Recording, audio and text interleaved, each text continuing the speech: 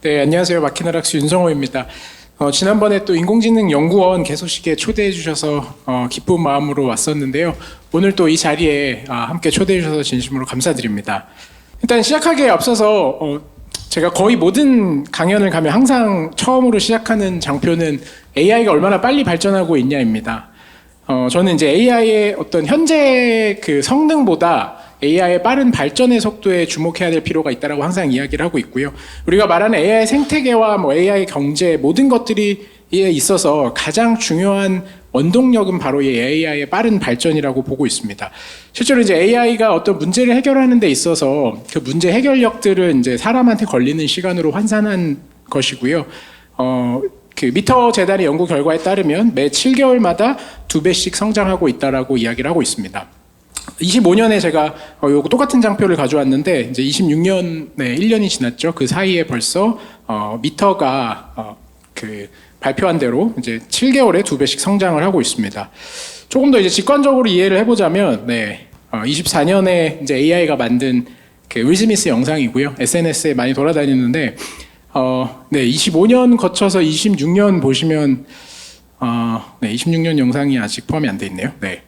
20년 있습니다. 굉장히 짧은 사이죠. 한 2년 사이에 AI가 얼마나 빨리 발전하는지를 좀 직감적으로 이해할 수 있습니다. 휴머노이드도 마찬가지입니다. 23년에 테슬라가 발표했던 옵티머스와 25년의 옵티머스를 비교해보면 정말 2년 사이에 어떻게 이렇게 빨리 발전할 수 있지라는 생각이 들 정도로 그 발전의 속도가 굉장히 빠르다는 것을 알 수 있습니다. 특히 휴머노이드 같은 경우는 이제 물론 하드웨어 기술의 발전도 있지만 사실 이렇게 휴머노이드의 행동이 자연스러워지는 건 아무래도 이제 인공지능 기술의 발전의 덕이라고 보고 있습니다.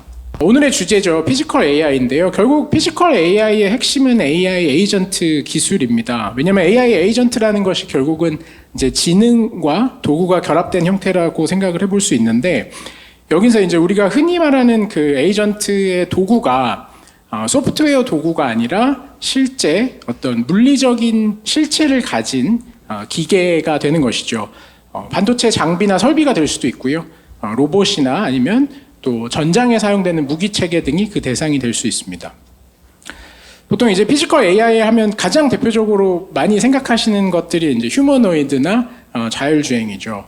하지만 이제 저희는 어떤 휴머노이드나 자율주행이 아닌 생산 현장에서 이미 활용되고 있는 설비, 장비, 로봇 등의 기계를 지능화하는 일을 주로 하고 있습니다. 그리고 저는 개인적으로는 피지컬 AI가 가장 먼저 실현되는 곳은 바로 생산 현장이라고 생각을 합니다. 왜냐하면 이미 수백억 개의 이러한 기계들이 현장에 활용되고 있기 때문에 이러한 기계들을 지능화하는 것이 하는 과정에서 피지컬 AI가 가장 먼저 실현될 것이라고 보고 있습니다. 하지만 여전히 이제 현장에 피지컬 AI를 적용하는 데는 굉장한 도전 과제들이 있습니다. 저는 이제 크게 3가지 정도를 말씀드리려고 하는데요. 일단 첫 번째는 범용 인공지능의 한계입니다. 저는 그런 비유를 종종 하는데, 이제 최근에 인공지능 기술은 이제 지능으로만 보면, 지능이나 어떤 지적 능력이나 지식으로만 보면 이제 스탠포드 4학년 학생 수준 또는 스탠포드 박사 과정의 수준에 도달해 있다라고 얘기하는데, 과연 이 친구가 울산 공장에 내려가면 일을 할 수 있을까라는 질문을 던져볼 수 있습니다. 아무래도 똑똑한 친구니까 금방 배워서 잘 하게 될 텐데요. 바로 일하는 것은 쉽지 않을 겁니다. 왜 그러냐면 현장의 전문가들은 정말 그 현장에서 십수년이라는 세월을 통해서 그 과정의 다양한 시행착오를 통해 현장의 전문 지식, 아까 이제 원장님께서 암묵지화된 지식이라고 표현하셨는데 그런 암묵지화된 것 지식들을 체득을 합니다. 센서 데이터를 해석하기도 하고요. 그 다음에 도면을 판독하기도 하고 이제 매뉴얼을 보고 장비들을 다뤄보면서 하게 되는 것이죠. 하지만 이런 지식들은 외부에 전혀 공개가 되어 있지 않습니다. 그렇기 때문에 이제 우리가 흔히 말하는 범용 인공지능은 이러한 어떤 현장의 경험들을 학습한 적이 없기 때문에 현장이 요구하는 높은 수준의 그 정확도나 정밀도를 만족시킬 수 없는 것이죠. 이제 두 번째가 바로 이 정확도와 정밀도인데요. 실제로 AI가 좀 가장 빠르게 확산되는 영역들이 이제 엔터테인먼트, SNS나 소셜 네트워크나 아니면 좀 마케팅 이런 쪽인데 그 배경을 보면 요구되는 정확도나 정밀도가 그렇게 높진 않습니다. 어느 정도 사람 수준으로, 그러니까 사람이 구별하기 힘든 수준의 영상을 제너레이트하면 이미 활용이 될 수 있죠. 이미 많이 SNS를 통해서 경험하고 계실 거라고 생각됩니다. 하지만 이제 제조 현장을 보면 제조 현장에서 요구되는 수준은 굉장히 높습니다. 아무래도 이제 현장의 생산과 직결되는 그 AI이다 보니까 그 요구되는 정확도와 정밀도가 굉장히 높은 거죠. 현장은 아니지만 실제 어떤 그 오피스 현장이죠. 오피스 현장에서 요구되는 성능에 관련된 좀 사례를 말씀드리면, 이제 왼쪽이 인공지능이 생성한 타이어 디자인입니다. 그리고 오른쪽은 실제 타이어 전문가들이 생성한 그림인데요. 저희 같은 이제 비전문가가 보기에는 왼쪽 그림만 봐도 정말 잘 그렸다 라고 생각을 하죠. 하지만 이제 오른쪽이 실제 전문가들이 그리는 디자인인데, 이 오른쪽 디자인에는 저희가 알지 못하는 굉장히 많은 도메인 전문 지식들이 담겨 있습니다. 컬프라는 것도 있고요. 다양한 어떤 요소들이 있는데, 이러한 요소가 반영이 안 되면 저희가 보기에 굉장히 그럴싸한 어떤 디자인을 AI가 해준다 하더라도 실제 커머셜 수준으로 사용하는 데는 한계가 있습니다. 네. 그 다음 이제 세 번째가 바로 이 제한된 지속성과 확장성인데요. 이게 어떤 의미냐고 하면, 실제 기업들이 이제 최근에 AI 도입을 많이 시도하고 있죠. 대부분이 일회성 시스템을 만듭니다. 어떤 의미냐면, 한번 이제 AI 모델을 잘 학습시켜서 배포해보면 어느 정도 성능이 나오는데, 그 성능이 유지되는 기간이 굉장히 짧습니다. 왜냐하면 인공지능은 이제 지속적으로 데이터를 학습하면서 고도화가 돼야 되는데, 이러한 고도화를 위한 체계들이 잘 안 갖춰 있기 때문이죠. 마찬가지로 이제 확장성 측면에서도 어떤 한 개 설비나 한 개 로봇 대상으로 AI를 적용하는 것은 쉬운데, 이 대상이 이제 100개, 1000개, 10,000개씩 늘어나면 이 AI가 확장될 수 있는 그러한 어떤 시스템적인 소프트웨어 구조가 완성되어 있지 않으면 확장성에 근본적인 제약을 갖게 됩니다. 마키나 락스는 저희는 이제 저희를 표현하는 다양한 이제 방식들이 있습니다. 저희의 어떤 미션을 소개하기도 하고요, 저희의 비전을 소개하기도 하고, 저희가 무엇을 하는지도 소개하는데, 일단 저희가 현장에서 해결하는 문제는 단 한 가지입니다. AI가 현장에서 동작하지 않는다라는 겁니다. 아시다시피 현장은 예측 불가능하고요, 그리고 그 환경이 굉장히 거칠고 복잡합니다. 그래서 저희의 미션은 이제 공장부터 전장까지 가장 거칠고 예측 불가능한 환경에서 동작하는 AI를 만드는 것입니다. 그리고 저희가 실제로 이제 하는 일은 이러한 것들을 가능하게 하기 위한 엔터프라이즈 AI OS, AI 운영 체제를 만들고, 이 체제를 기반으로 그 위에 동작하는 AI를 피지컬 AI 솔루션으로 공급하는 일을 하고 있습니다. 네, 현재까지 530억 투자를 유치했었고요. 아까 잠깐 설명 주셨는데, 이제 지난주에 이제 상장을 해서 현재는 이제 코스닥 상장사로 많은 활약을 할 계획들을 가지고 있습니다. 네, 현재 국가대표 AI 정예팀 업스테이지 그 컨소시엄에서 함께 하고 있고요. 제가 오늘 이제 뒤에서 말씀드릴 내용들은 주로 이제 사례들입니다. 네, 저는 좀 사례들을 이야기를 하는 걸 좋아합니다. 어떤 사례들을 이야기할 이 현장을 저희가 되게 중시하다 보니까 좀 이론적인 부분들에 대해서 얘기하는 거는 저는 개인적으로 잘 안 와닿고, 실제 이게 현장에서 동작하느냐 안 하느냐가 저 개인적으로도 중요하고 저희 회사에서도 이제 가장 중요한 핵심 가치입니다. 저희 회사의 그 코어 밸류라고 하죠. 핵심 가치 1번이 어떤 거냐면, 현장에서 동작하지 않는 기술은 가짜다입니다. 네, 실제로 저희는 저희의 모든 이제 리소스와 에너지를 현장에서 동작하는 기술인지에 초점을 맞추고 있습니다. 그래서 이제 오늘 이제 보여드릴 사례들이 대부분 이제 현장에서 저희가 나름대로 개발하고 검증했던 내용들로 구성이 되어 있습니다. 저희의 이제 비전은 완전 자율 제조입니다. 완전 자율 제조라고 하면 단순히 AI 기술을 활용해서 일부 어떤 공정의 성능을 높이거나 하는 게 아니라, 실제 원자재 조달부터 생산, 품질, 그리고 유통까지 전 과정을 AI로 대체하는 것이 이제 저희가 생각하는 완전 자율 제조이고요. 그 자율 제조를 향한 여정에서의 몇 가지 그 요소들을 오늘 좀 소개해 드리려고 합니다. 일단 첫 번째는 특화된 지능입니다. 앞서 말씀드렸듯이 이제 범용 인공지능이 잘 동작을 하지 않습니다. 생산 현장에서 범용 인공지능이 잘 동작하지 않는데, 그 이유는 현장의 데이터를 학습한 적이 없기 때문입니다. 대표적인 사례가 이제 자동차 생산 라인에 사용되는 그 산업용 로봇을 관리하는 AI입니다.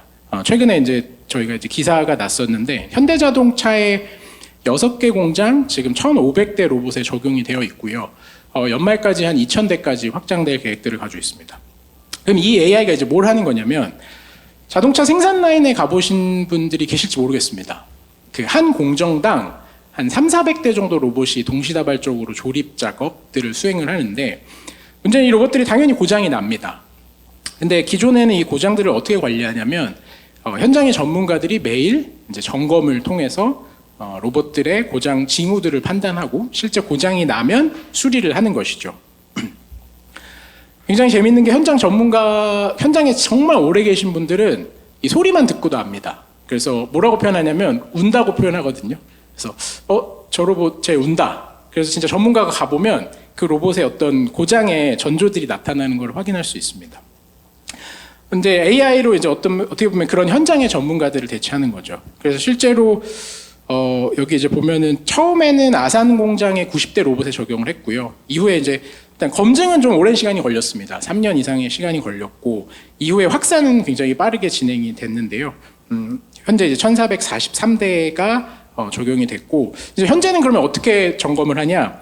AI가 데이터를 다 이제 들어오는 데이터를 기반으로 로봇이 이상이 있는지를 판단하거나 아니면 로봇의 동작 품질들이 떨어졌는지를 알려줍니다. 그래서 예전에 이제 현장 전문가가 3,400대 로봇을 다 일일이 점검했다라고 하면 지금은 이제 AI가 이제 매주 리스트를 뽑아줍니다. 그래서 1번, 3번, 5번 로봇이 좀 이상하니까 먼저 점검이 필요하다. 그래서 기존의 어떤 그 점검 활동들의 효율을 굉장히 이제 획기적으로 개선을 할 수가 있었습니다.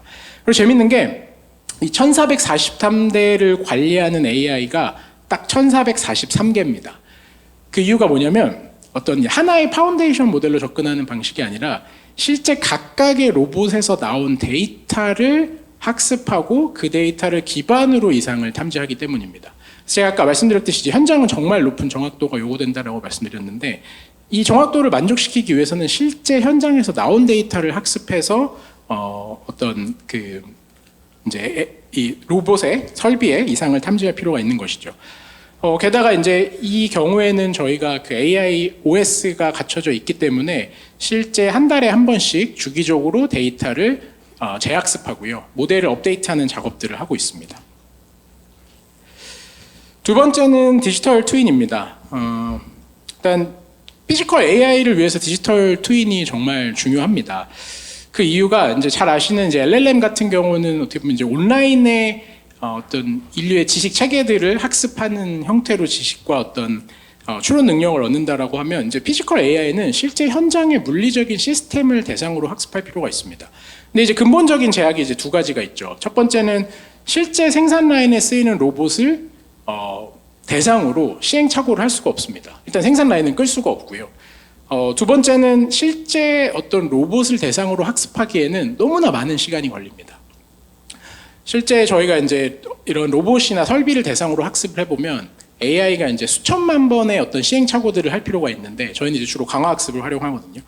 근데 이 수천만 번을 하기 위해서 실제 로봇을 쓰면 물리적으로 이제 학습을 하는 것이 불가능합니다. 왜냐하면 그 반응 속도 등이 이제 물리적 제약을 받다 보니까 정말 말 그대로 수천만 번 학습하기 위해서 이제 수십 년을 기다려야 될 수도 있는 거죠. 그러다 보니까 디지털 트윈이 중요한 이유는 이러한 어떤 물리적인 시스템을 모사할 수 있는 어떤 디지털 트윈을 만들면 AI가 이제 실제 실물이 아니라 디지털 트윈을 대상으로 빠르게 학습을 할 수 있기 때문입니다. 하지만 현장에 사용되는 설비나 로봇 등을 대상으로 디지털 트윈을 만드는 것이 굉장히 어려운데요.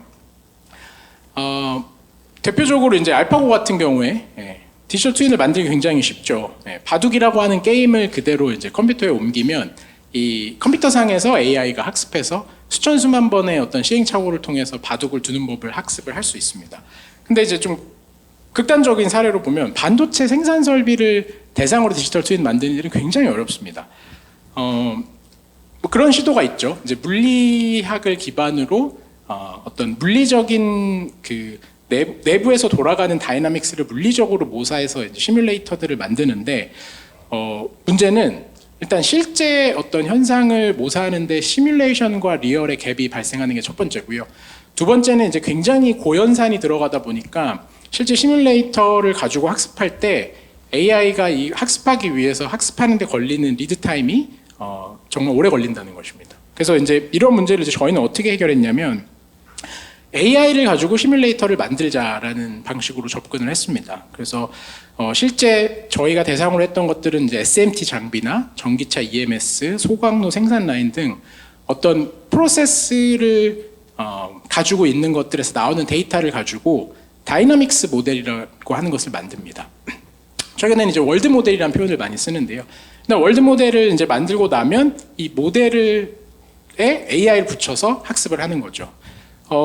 저희는 나름대로 이 시뮬레이터, AI 기반 시뮬레이터를 만들기 위해서 많은 기술들을 개발을 했습니다. 왜냐하면 이 시뮬레이터를 정확하게 모사하는데 많은 기술적인 좀 어려움들이 존재합니다. 이제 가장 대표적인 게 리스판스 타임인데요. 어떤 프로세스가 이제 진행이 되면 이 프로세스의 리스판스가 나타내는 시점이 설비마다 다를 수도 있고요. 다양한 기기마다 그런 것들이 다른데 이러한 타임 딜레이를 그러면 이제 AI가 어떻게 학습해서 진짜 어떤 실물 시스템을 정확하게 모사할 것인가 하는 부분은 굉장히 좀 기술적으로도 어려운 부분들입니다. 그래서 저희는 이제 수년간 관련된 기술들을 연구 개발해서 현재는 이제 실제 현장에 사용되는 다양한 기계들을 모사할 수 있게 됐습니다.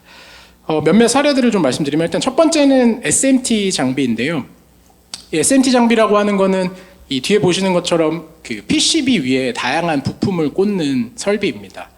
이 SMT 장비의 성능이라고 하는 거는 결과적으로는 얼마나 다양한 부품들을 빠른 속도로 꽂느냐인데요. 기존에는 이제 룰 기반이죠. 룰 기반으로 이 부품들을 꽂습니다.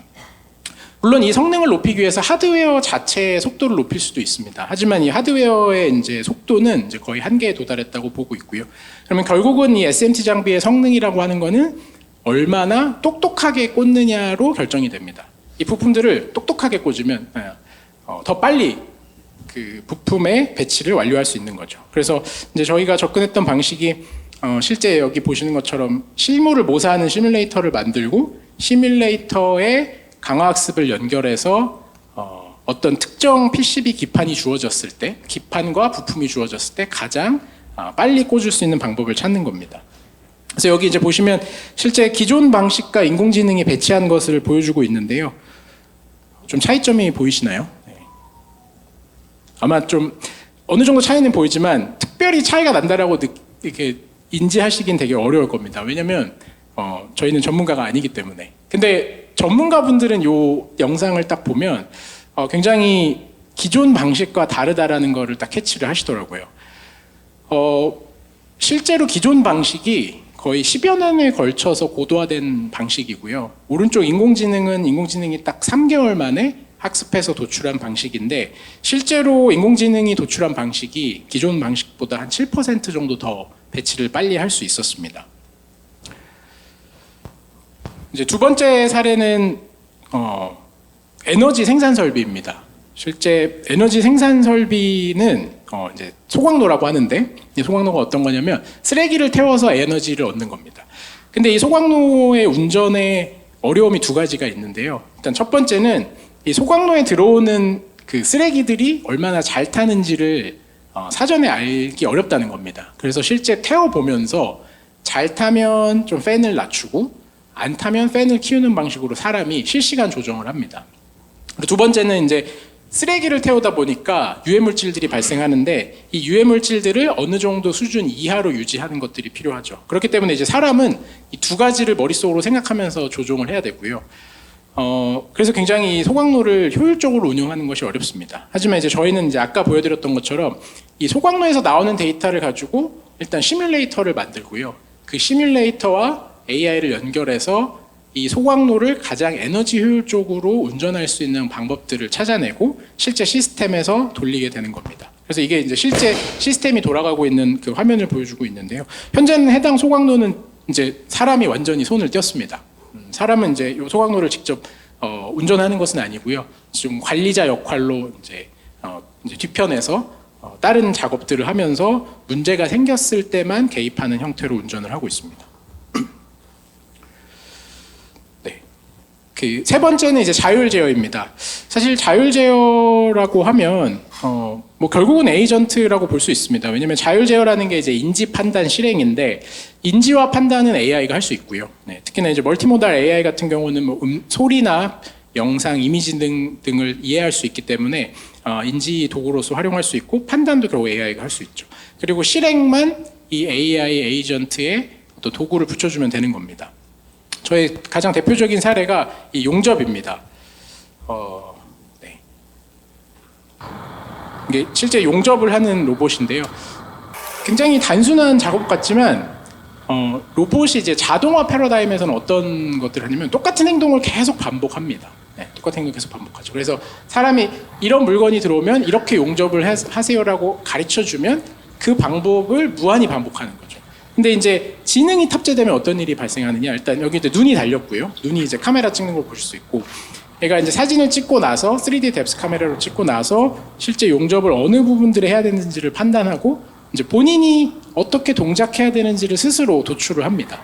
그래서 저희는 이제 제로 티칭이라고 하거든요. 그러니까 로봇을 이제 저희가 직접 티칭할 필요 없이 로봇이 알아서 이 이미지를 기반으로 용접을 잘 이제 할 수 있게 되는 겁니다. 이제 용접을 하다 보니까 이제 마찬가지로 용접을 하면서 바로 용접이 끝나자마자 이제 비전 카메라로 용접이 잘 됐는지 안 됐는지 여부들을 이제 판단할 수 있게 되는 거죠. 그래서 이런 방식으로 아까 말씀드렸듯이 이제 용접에 어떤 걸리는 시간들을 좀 획기적으로 줄일 수 있었고요. 분량도 보통은 이제 용접이 다 끝나고 모아서 분량을 이제 사람이 눈으로 검수를 하는데 용접이 끝나자마자 바로 분량을 검수를 해서 이제 분량이 생기면 바로 이제 그 해당 제품을 아웃시키고 또 새로운 제품을 용접하는 형식으로 진행이 되고 있습니다. 조금 더 나가서 보면 실제 공장을 자율 제어하는 것들이 가능해지고 있습니다. 제가 지금 여기 보여드리는 사례는 실제 공장은 아니고요. 디지털 트윈상의 공장인데 디지털 트윈상에서 멀티 에이전트를 기반으로 이런 것들이 가능하다라는 것을 개념 검증한 사례입니다. 굉장히 짧은 영상인데요. 실제 이제 자동차 생산 라인에서 그 로봇이 문을 조립하는 영상인 그 공정이고요. 문을 조립하다 보면은 이제 많이 조립하다 보면 얘가 가끔 틀어짐이 발생해서 그 스펙을 만족시키지 못합니다. 그럼 이제 기존의 방식은 어떻게 되냐면 전문가가 그 상황을 인지해서 담당자한테 연락을 하고요. 이메일 보내고 이제 데이터 분석을 통해서 실제 어디가 문제인지를 파악하고 그 다음 로봇의 동작을 바꾸는 거를 이제 시뮬레이션 해보고요. 그 다음에 실제로 로봇에 프로그래밍을 해서 로봇의 동작을 바꾸고 검증이 되면 다시 생산이 재개가 됩니다. 근데 이 전 과정을 이제 에이전트를 기반으로 자유로 할 수 있게 된 것인데요. 실제로 이제 문제가 생기면 이 시스템에서 어떤 문제인지를 이제 물어보면 이 시스템에 연결된 데이터베이스에서 데이터를 긁어와서 어떤 문제인지를 이제 판단을 합니다. 그래서 원인을 알려주고요. 이제 여기 이제 시뮬레이터를 기존에 이제 사람이 호출했던 거를 이제 에이전트가 대신 호출하는 것이죠. 그래서 이렇게 동작을 수정하면 이제 스펙을 통과할 수 있습니다라고 알려주고 최종적으로는 로봇을 프로그래밍해야 되는 그 코드를 내려줍니다. 그러면 이제 담당자가 그 코드를 로봇에 이식시키면 로봇의 동작이 바뀌는 거죠. 그래서 여기 이제 사람이 이제 개입하는 형태인데 완전 자율 제어 모드로 돌아가면 사람 개입 없이 전 과정을 실제 AI가 수행을 할 수 있게 되는 구조입니다. 네, 마지막은 이제 운영 체제입니다. 상대적으로 이제 디지털 트윈이나 자율 제어 특화된 지능에 비해서 덜 좀 중요성이 강조되는 부분인데 이제 저는 이 운영 체제가 굉장히 중요하다라고 생각합니다. 이제 OS라고 하죠. 크게 이제 4가지 관점에서 중요하다라고 말씀드릴 수 있는데요. 일단 첫 번째는 대부분 데이터가 연결과 통합이 안 돼 있습니다. 실제 생산 라인에 가보시면 실제 그 어떤 생산 현장의 센서 데이터 별도이고요. 그 다음에 뭐 스카다라고 하죠. 스카다 시스템, MES 시스템, ERP 전 레벨의 데이터들이 다 수집이 안 되거나 수집이 되지만 다 별도로 그 활용이 되고 있습니다. 그래서 결국 이런 것들을 해결하려면 이런 것들을 통합할 수 있는 소프트웨어 체계가 반드시 필요합니다. 그리고 이제 두 번째는 운영 및 관리인데 아까 말씀드렸듯이 이제 AI가 적용 대상이 늘어나면 확장성이 필요합니다. 그러니까 아까 이제 생산 라인에 적용된 그 자동차 공장에 적용된 로봇 관리만 해도 한 공장당 이제 수백 대의 로봇들이 있기 때문에 수백 개의 인공지능들을 관리할 수 있는 MLOps라고 하죠. MLOps 기술들이 반드시 필요합니다. 그리고 이제 세 번째는 자원 활용 효율화입니다. GPU는 이제 너무 고가의 자원 이제 인프라이죠.